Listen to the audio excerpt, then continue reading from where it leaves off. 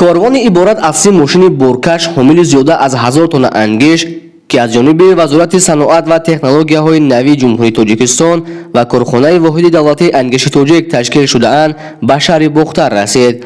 وزارت صنعت و تکنولوژی‌های نوی جمهوری تاجیکستان و کارخانه واحد دولتی انگشت تاجیک با کارخانه‌های زیرتابع خود نمایش فروش انگشت وطنی را به نرخ نسبتاً ارزان روز 14 دکبر در نزد ترمینال مسافرکشی شهر بختر تشکیل نمودند. دستاندرکاران این اقدام مقصد از تشکیل نمودن این گونه یارمارکه را به تنظیم در آوردن نرخ فروش انگشت در بازارهای تمام منطقه تاجیکستان و در فصل سرما کمک به اهالی مملکت عنوان دادند.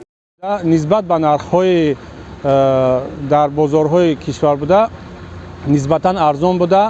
مقصد اساسی این به تنظیم در آوردن نرخ فروش انگشت در قلمرو جمهوری تاجیکستان می باشد که ارزش انگشت از 500 تا 700 و دیگر نمود انگشت ها با نرخ های مقرر شده عملی کرده می شوند. با یک هفته پیش روزای گرم بود 1 کیلو همین کمره 130 تین خریدیم. اگه ببینه برادر عزیز که به 70 دیرم آورده برای مردم اینجا یاردم کرده شدن. شکر برای خدا و با راهبرا که این همی خیلی یاردم برای خلق میکنن.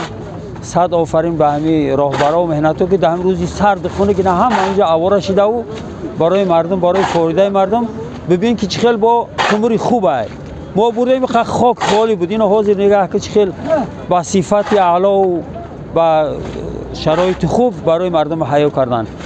اطلاع داده شد که هر یک خریدار با مقدار معین میتواند انگشت را خریداری نماید.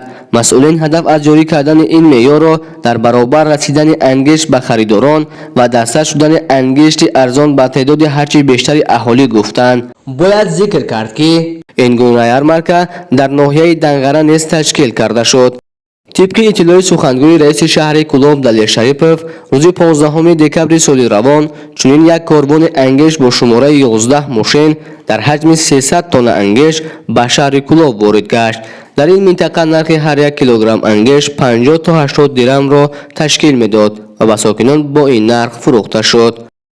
همین که گذشته سالم که کمرها را دیدم، کمر نظر به نرخ بازار یک برابر ارزان، یک سوم 20 یک سوم 30 بازار را 70 درم 65 درم فروخته شدند.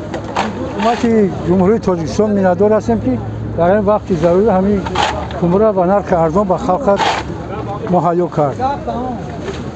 مورد ذکر است که تشکیل نمایش فروش محصولات سودشوری از قبیل انگشت در شهر و ناحیه‌های مملکت بهره در عمل تطبیق نمودن دستور سپارشگاه اساسگزار صلح وحدت ملی پیشوای ملت پرزیدنت جمهوری تاجیکستان محترم امام علی رحمان و اینچنین با مقصد اجرای قرار حکومت جمهوری تاجیکستان تحت رقم 101 از 3 اپریل سال 2021 اوید به دوره تیرماه و زمستانگذرانی سالهای 2021 و 22 راه اندازی گردیده است. نبیون سید ابرار، شهر بختر، برای روزنامه خطلان.